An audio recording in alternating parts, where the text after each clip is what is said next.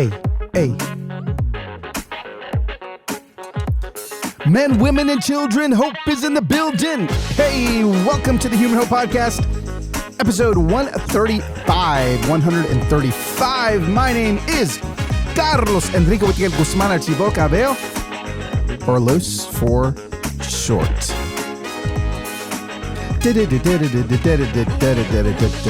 And, oh my goodness. First of all, you guys are going to be the first people to hear this, I think.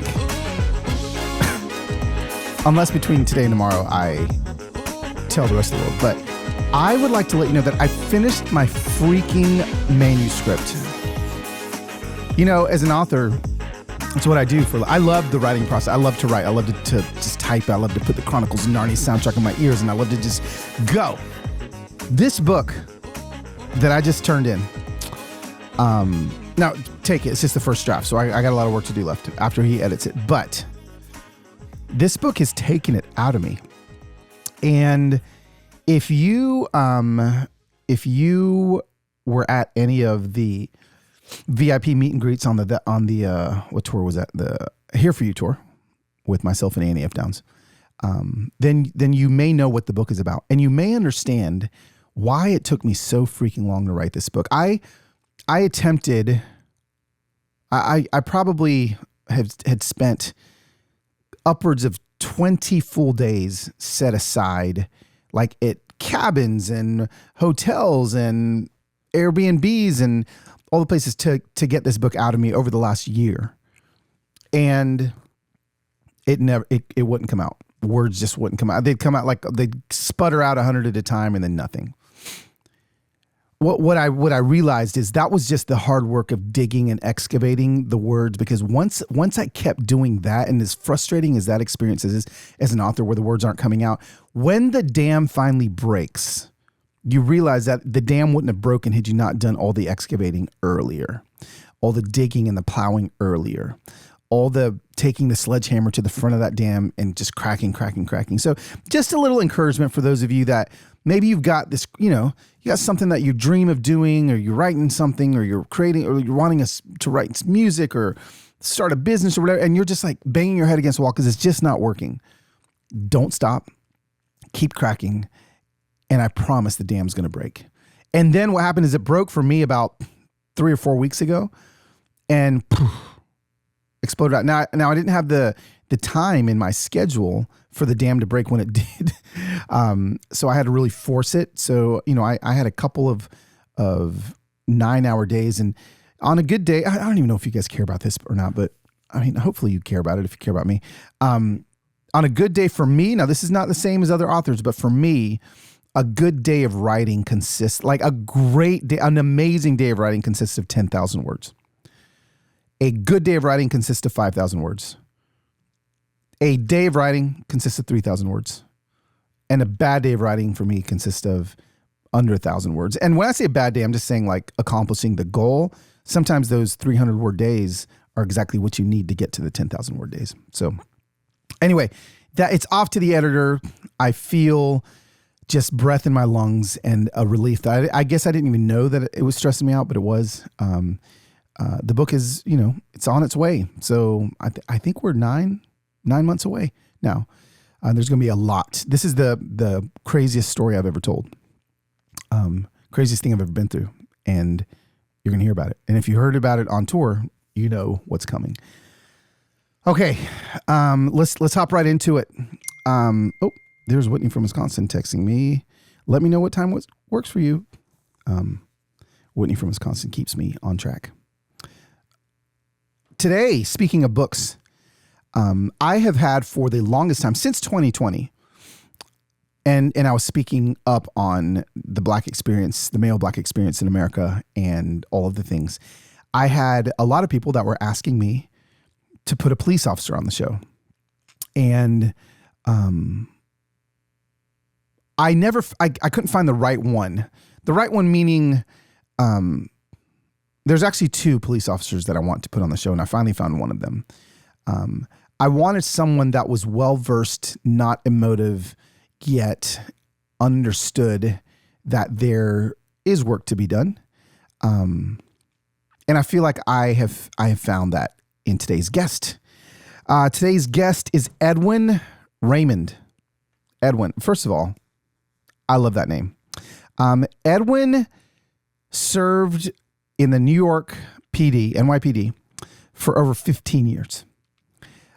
He served for over 15 years, and he was born and raised in East Brooklyn. So you've got a New York native policing his own neighborhoods. And what Edwin dives into, he wrote a book called An Inconvenient Cop. I love that. And it's called My Fight to Change Policing in America. This is a 15-year police veteran that realized there are things that need to be fixed. Now, he's not coming from the perspective of abolishing the police. To be honest with you, like, I understand the perspective that people have when they say that, and I get it.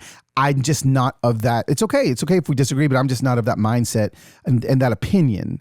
I'm grateful for policing in America. I'm grateful for police in my community, and I'm grateful for the times I've had to call 911 and they've showed up. But I'm not grateful for the times I've had to call 911 at 11 p.m. when my family wasn't here and I was locked out of my house, but there was a strange van in my driveway and I was freaking out because of some things that happened on the internet. And I thought, oh my gosh, and I called 911, but then I had to tell the 911 operator, you're going to see a black man standing in the front yard. That's me. I know this is an old white neighborhood, but it's me. So like, I didn't love having to say that, but I just felt like I had to, right? So I've been looking for a police officer to come in and help us. And Edwin is step one in that conversation. This book is, I don't read a lot of books. I write books. I just don't read a lot of books. I devoured this one. To see that why Edwin became a police officer, and then why he stepped away, and what he thinks can help the system. It's an incredible conversation. I think that you're going to really be not only intrigued, but it's going to give you some answers that even I have been looking for a long time. So, Human Hope family, this is a really good one. It's an incredible conversation. I'm so grateful for Edwin for allowing me the opportunity to interview him. Sit back and enjoy this conversation with Edwin Raymond.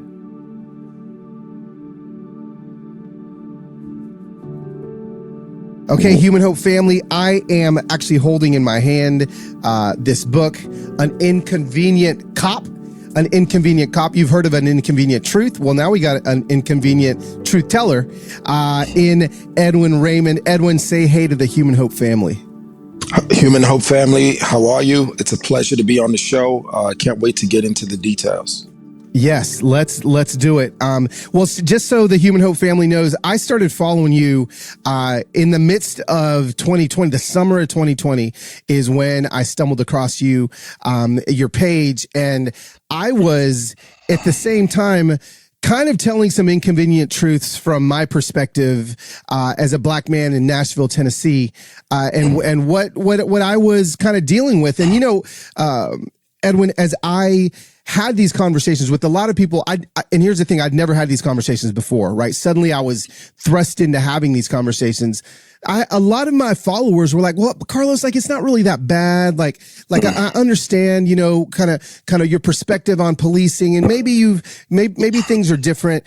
I want you to just start from Jump Street and tell us about your history in policing, and just kind of tell us your story and where this book came about. Absolutely. So, I was born and raised and still live in the East Flatbush section of Brooklyn. And this was the old New York. It was rough. The violence was exponentially more than it is now. I grew up really rough childhood. I lost my mom at a very young age. I was only 3. My dad didn't speak English. Yeah, my dad migrated here from Haiti, so he didn't speak English. It was a rough childhood. Despite that surrounding, though, I was able to walk a pretty straight path. Wow. But around 15 years old, that didn't stop the police from harassing me as well as others in the community. And for a few years, I went through that harassment. And around 18, I made what's now I realized was a crazy decision. I said, when I'm going to join the police department when I can, to analyze it, see why these things happen, and Huh. most importantly, what can be done about it. Wow. Yeah. Wow. You say, see these things happen. Can you start speaking a little bit into some more details what these things Yeah. means? So when everything aligns and we get to a point where someone, needlessly loses, their lives, where people needlessly lose their lives at the hands of Yeah. police, obviously this is when people pay attention. This is when it goes viral. This is when we go out in march, we demand change. But I was more focused on the insidious things, right? Mm. And what I learned is those insidious things, the everyday harassment, the everyday behavior of police, is what often leads to those deaths that we then see Wow. viral. Yeah. So these things is harassment, racial profiling. I didn't know it then, but quotas and pressure on police for enforcement activity, which includes tickets, summonses, arrest, stop and frisk, just everything that's contributing to just discriminatory, racist policing. Yeah. The I hear you say that. You say quotas. Like there's actual quotas that officers have to fulfill in their policing? Yeah, police departments have to deny it because it's unlawful. Every state you Sure. go to, there's no state where it's legal. So they'll deny it, but this is how it functions. It's all about those numbers. Those numbers on the spreadsheets every 28 days is what matters. And this is what, more than anything else that I've observed in 15 years in law enforcement, the pressure to meet the demands of those numbers and the incentive structure is more responsible for police certain behaviors, especially the detrimental behaviors that we see, than really even Sure. the personal biases, the politics. More than anything else, it's the demand to meet those numbers. Wow. Wow. Yeah. So okay, so now take us into the beginning of your policing. Take us into the beginning of okay. Now I don't know when it was that you joined the police force, but now Yeah. you're in and you begin to see these things. Walk us through those first few years of maybe here you are like a local, like you're policing your neighborhood, your people. Tell us about the dichotomy of what was happening in your heart and in your mind as you were doing this. Yeah. So I'll actually start with the police academy, right? Okay. I'm 22. I'm 22 years old. It's 2008. A senator from Illinois is about to become president, and I'm in the police academy. Because of the experiences that I've had, the experiences that I know that many of us have had, I'm assuming at 22 that we're taught to police that way. I was actually quite shocked, Carlos, when after the 6 months, after the end of the journey, I couldn't make the correlation between the harassment that I knew I received and the Wow. training. Yeah, so I was like, wait, so what is it if it's not the training? Day one Yeah. on actual patrol after graduating the police academy, we were given quotas, right? 4 arrests, 10 tickets, 10 stop and frisk. And at first, Wow. I said to myself, maybe they're giving us this pressure so we can get what they call enforcement activity, so that when it happens organically, we'll be familiar with the paperwork and the procedures, etc. But it was relentless, right? Every day it was all about those numbers. And then I started to watch peers that I knew from the police Uh-huh. academy and the decisions that they would make.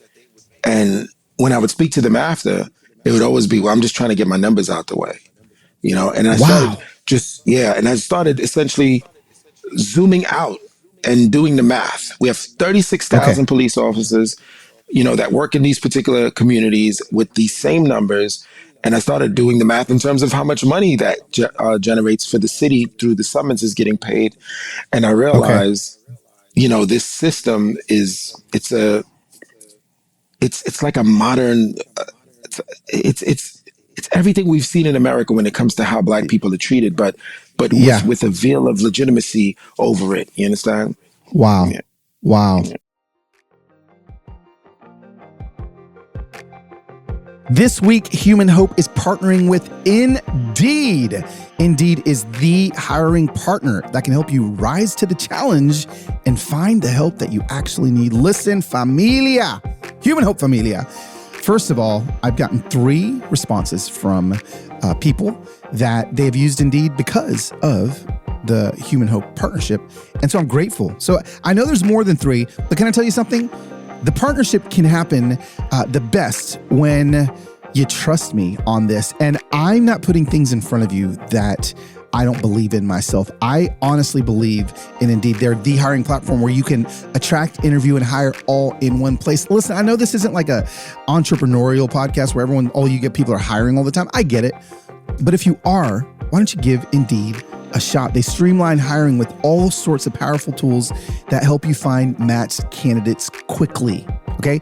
And even better, this is different than so many of the other job sites. Indeed is the only job site where you only pay for applications that meet your must-have requirements. Indeed is an unbelievably powerful hiring platform, delivering 4 times more hires than all other job sites combined. Come on, somebody. Join more than 3 million businesses worldwide that use Indeed to hire great talent fast. Start hiring right now with a $75 sponsored job credit to upgrade your job post at Indeed.com/humanhope. Offer good for a limited time. Claim your $75 job credit now at Indeed.com/humanhope. Just go to Indeed.com/humanhope and support the show by saying you heard about it on this podcast. Indeed.com/humanhope. Terms and conditions apply. Need to hire? You need Indeed.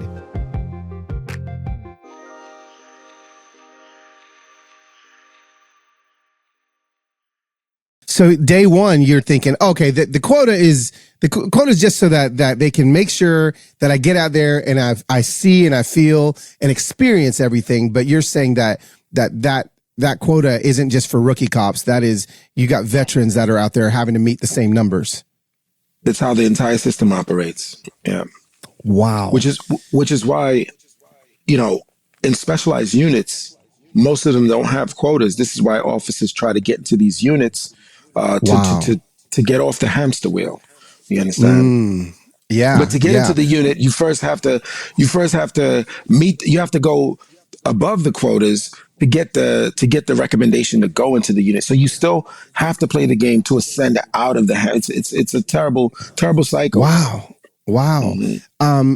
Okay. So did you, as you're policing now and you're in your first few years, are you feeling at all like you're helping? Are you feeling at all like you know what? Like I've been able to help a little bit. I've been able to, like, what are you doing differently with your partner? Again, I don't know. I'm not familiar with how it works in policing, but what are you doing that is counterintuitive or counteractive to what maybe the rest of the police force is doing?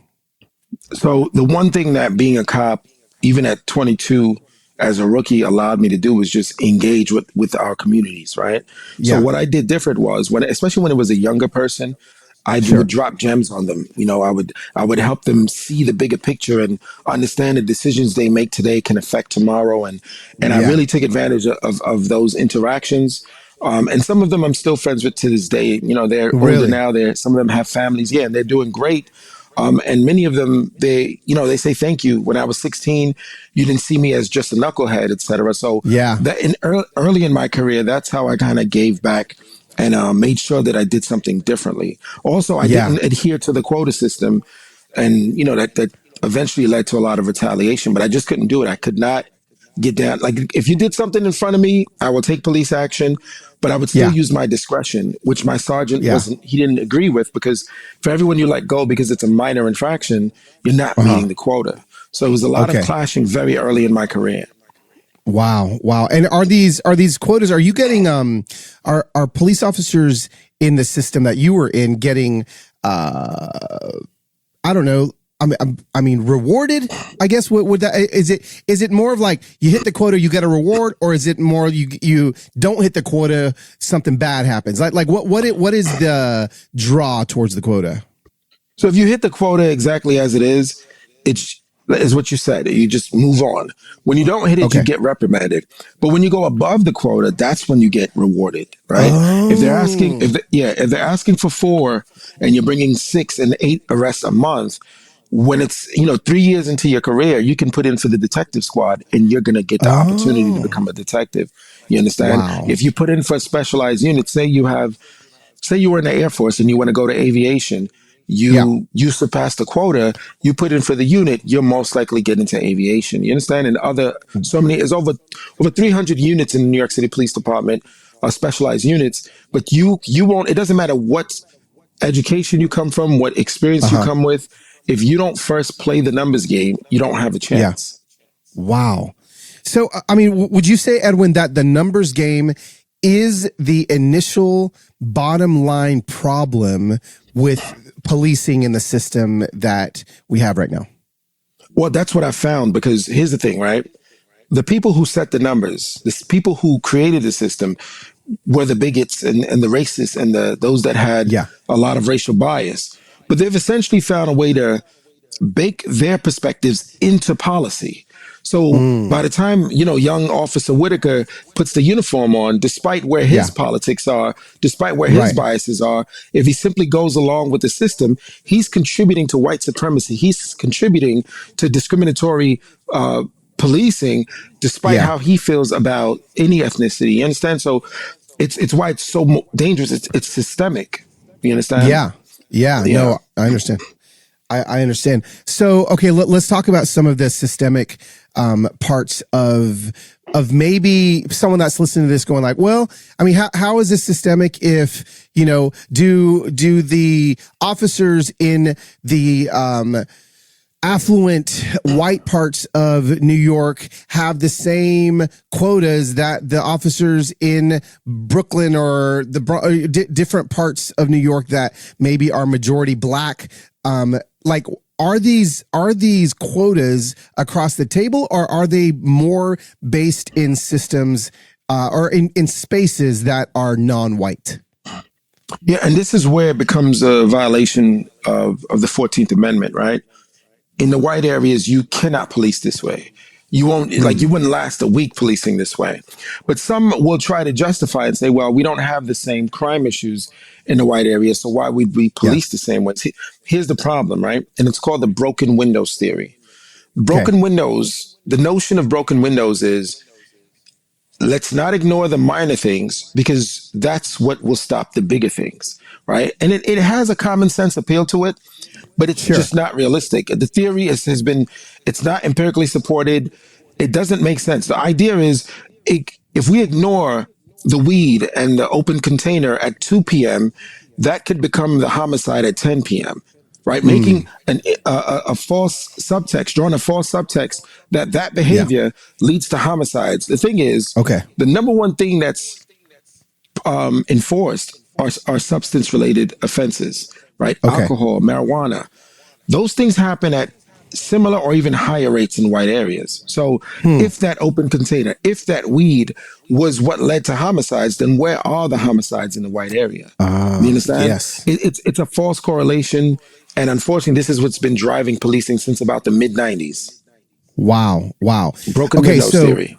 broken windows theory. So let's go from 10 feet above New York where you are, and let's fly up to 50,000 feet. And now we're looking at America in general. Are you saying that, and do you have stories or a viewpoint where this isn't just a New York policing problem? This could be applied to policing in America, and this is something that you found? So what I've learned is, when smaller police departments are looking for new leadership, they often go to either retiring or newly retired NYPD chiefs. So what Okay. those chiefs then do is they recreate what they know. They bring the numbers game, the quotas, Comstat, they bring the entire system, the structure, to other police departments. And before Yeah. you know it, the cancer spreads and it becomes nationwide. Miami is Ferguson. After Mike Brown's death, the Department of Justice report, it exposed the quota system and how it's monetized, and Wow. other surrounding jurisdictions would come into Ferguson to meet their numbers, because those tickets become money for those respective police departments and cities, etc. So this thing, unfortunately, from New York as the epicenter, it is spread Okay. around the nation. Yeah. Wow. Wow. And so, okay, so I think we've got the pain point now. Like I've heard the pain point that is inconvenient for a lot of people to hear that. What do we do? Edwin,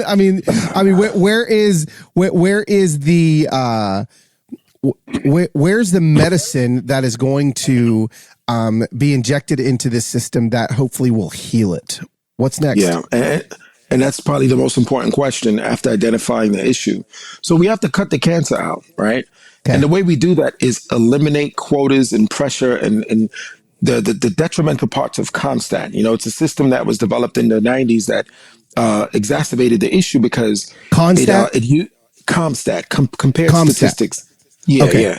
So it essentially, it's a computer system that showed hotspots where serious crime would happen, but then commanders responsible for those areas would then have to increase their broken windows enforcement as a response. So sometimes that happened and crime went down. Sometimes that happened and crime went up. But as long as there was a sizable broken windows response to areas with high crime, the commander was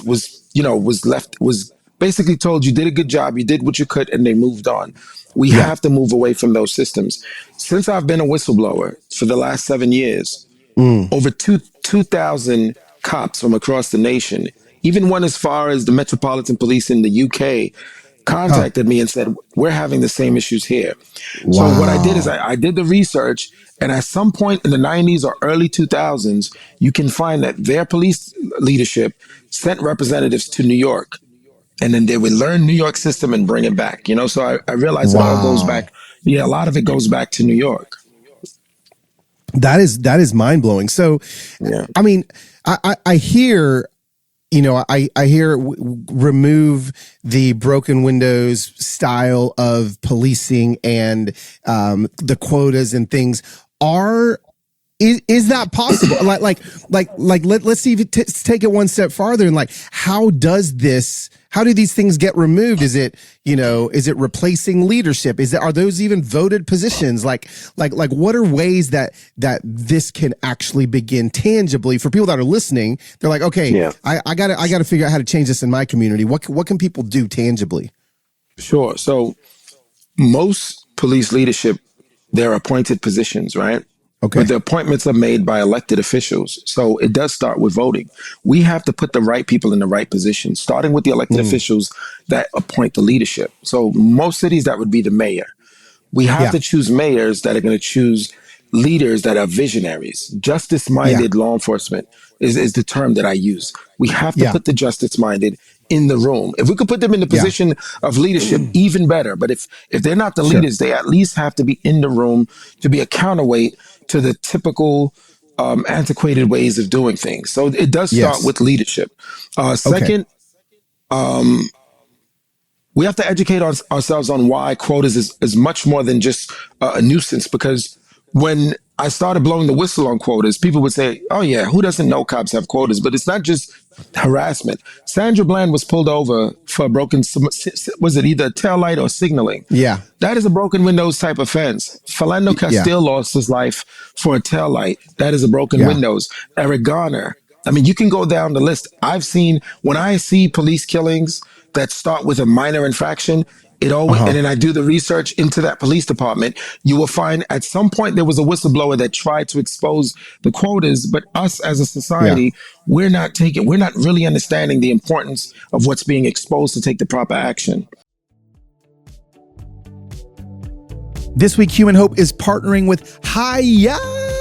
Hiya is the children's vitamin that is pediatrician recommended, that has none of that sugar and gummy junk that all the other vitamins are filled with. Typical children's vitamins literally are basically candy in disguise filled with 2 teaspoons of sugar, unhealthy chemicals, and other gummy junk growing kids should never eat. Y'all don't put that stuff in your kids.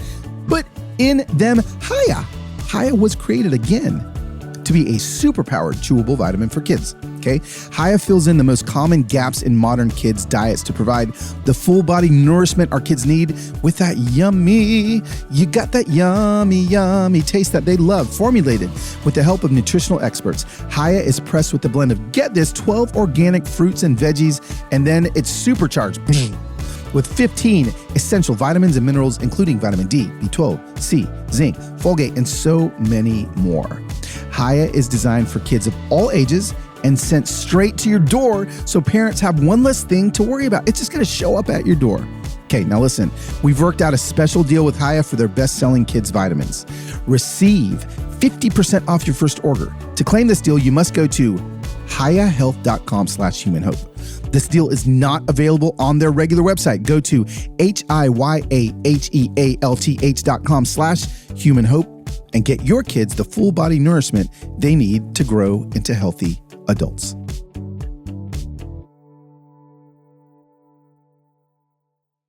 You know, hearing this and knowing that a lot of, you know, I've got listeners that, a lot of listeners that are law enforcement families, right? Like their spouses, they, you know, they live within law enforcement. I would love for you to talk to them for a minute. I would love for you to even like encourage them for a minute because I mean, let's be honest, you were in it, right? Like I was watching, you were in it, and the ire of the eye of America, you know, which I think rightfully so, went towards police are awful, police are bad, but you know. Ultimately, there's law enforcement officers and there's law enforcement families that were like you, that are like, no, this isn't the way that it should be. Can you talk to them for a second? Can you like just encourage them for a minute? Yeah. So one of the things I say in the book is police are the muscle of the system, but not the system itself. Right. But when you say system, most of the times the people that you see and interact with are the police. So people oversimplify the system to being the police themselves. Right. But as you said, and the term that I use to describe them is the justice-minded. Justice-minded law enforcement exists. The problem is the environment doesn't exist for them to speak out without it being very risky to their careers and livelihoods. You understand? You know, I'm very vulnerable in this work about my childhood and how poor I grew up.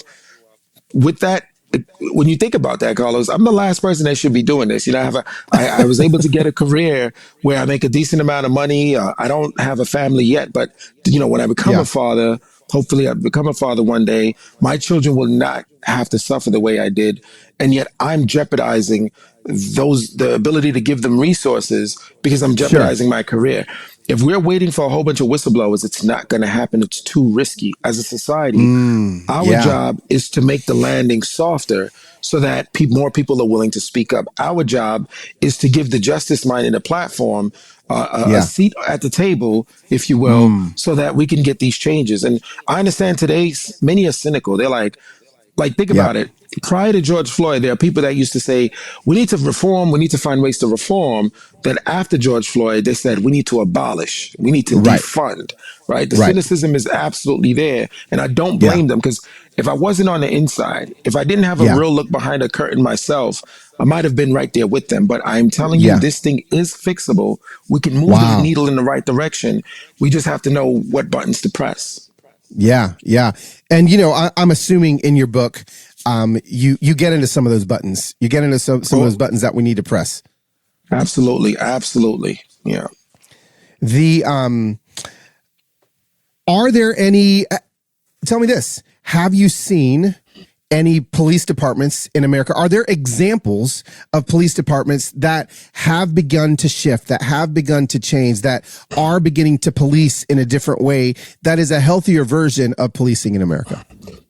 So maybe not an entire department, but because of the work of activists, of elected officials, of whistleblowers, right here in New York, for instance, we went from over nearly 700,000 unlawful stop and frisk in 2011 to less than 50,000 in 2014 after the federal court case. You understand? We went from 65% of arrests being marijuana related to, you know, the decriminalization of marijuana and now full legalization of marijuana. So when we put the pressure in the right places, the work does happen and we do feel the difference in the quality of life. Now, the young folks, this is their norm. They don't even understand what they just missed if they were just 5 years older. But folks, anybody born before 1998 in New York can tell you there's a difference. You know, they feel it. Yeah. Wow. That is amazing. And it's encouraging. I feel like what I do love about your story and your work is there are a lot of people out there just screaming about the problems. There's a lot of people out there that are just like that this is just crush it all, completely erase it all. Like, let's have a free for all in society. And what I love about your work is like you are, pointing to the pain point, but you're also giving solutions that I think are very practical solutions. And I'm just grateful for your voice. I'm grateful for your work. I'm grateful for your vulnerability. And I do feel like hopefully people that are listening to the podcast right now will be like, okay, wait a second. I don't feel like the sky is falling anymore. I feel like there is some hope. This podcast is called Human Hope, and you're giving us that. So I just appreciate that. Thank you so much, brother. I appreciate your words. I'm dedicated to this mission. I'm very passionate about it. And yeah, I don't know if I'm going to see all of it, but I hope we can see enough of the changes that we know that it's worth doing the work. Because there's a lot of people that they just don't have hope anymore. And it's unfortunate. Yeah. No. Where are places that people can find you? Where are places that people can kind of make sure that they're keeping up with your work if they want to kind of join in this cause? Yeah, so Instagram is where people, they hit me up the most. It's just Edwin Raymond or E.Raymond _. Edwin Raymond NYC on Twitter.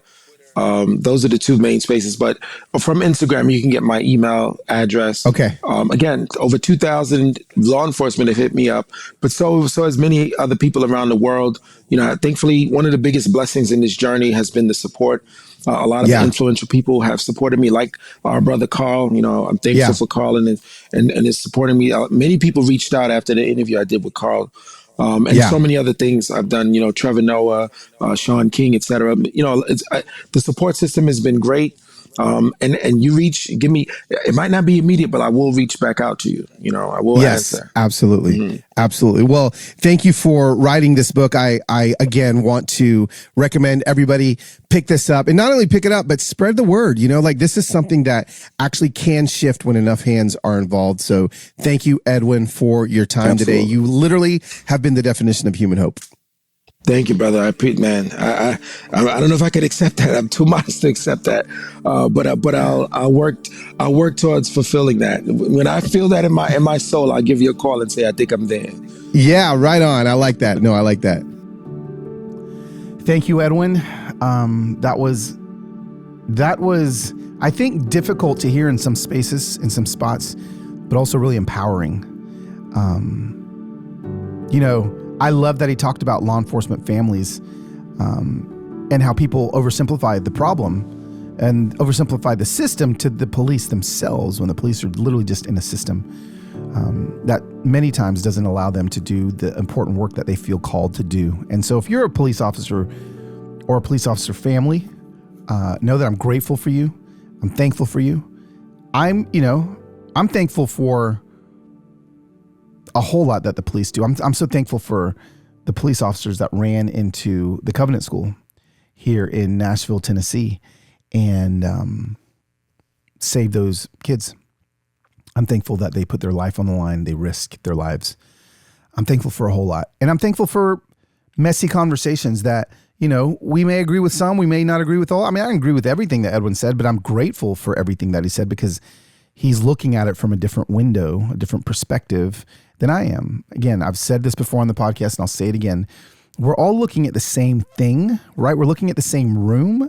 But if we all are looking at the same room from the same wall and the same window, as opposed to walking around to the other side of the room from the outside and looking in from a different window, you're going to get a completely different perspective. You're going to see things on the sofa, on the front of the sofa, that you couldn't see from the other window because you're just looking at the back of the sofa.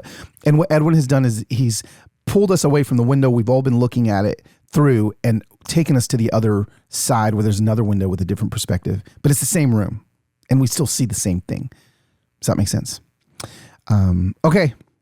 That was freaking awesome. And here's the thing. I want to let you guys know that, I'm going to be changing some things up in the podcast.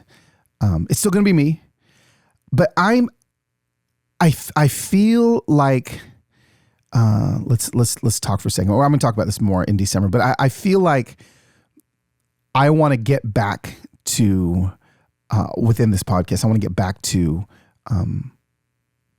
you and I having some conversations on the fly.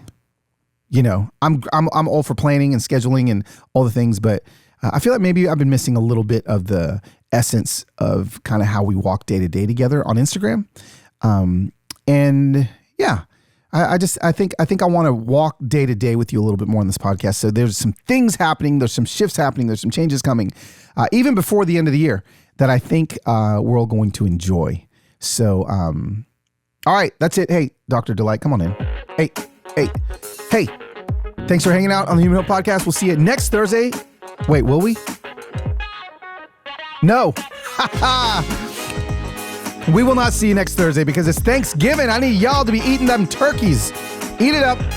Gravy, biscuits, mashed potatoes, pretzel salad. Can somebody please let the world know about pretzel salad? I can't do it without pretzel salad. So have a great Thanksgiving next week. We are going to come back strong on November the 30th. Oh my goodness. Are you ready? With one of my favorite,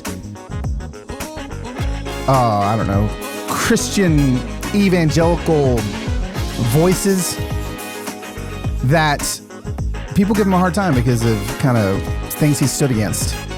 And I think that many of you are going to enjoy the conversation with, coming up, Russell Moore on November 30th. We'll see you next time on the Human Hope Podcast.